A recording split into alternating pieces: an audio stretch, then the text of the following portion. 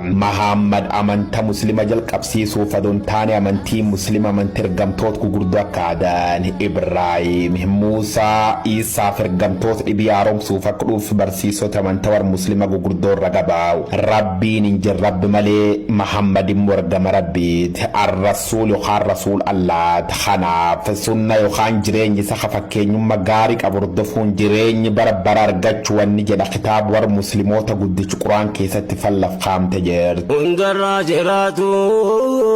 nagaa fi rahmanni yaa tokki jagindiin qabne yaa rahmaani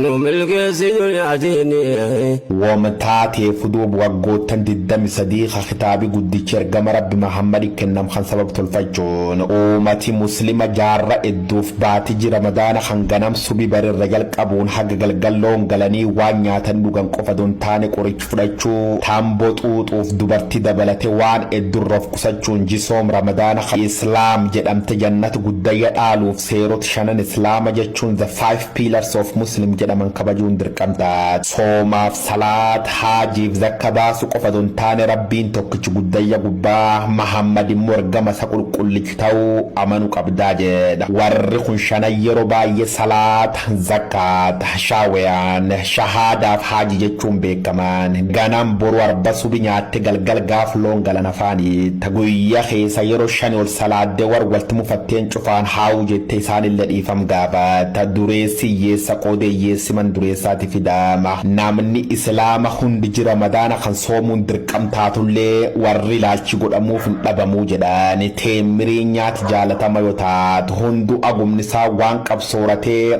addunyaa bilafaatiif aakhira egereetiif fal barbaadat Ramadaani jikennaati dhumi jira Ramadaana iidii jedhu.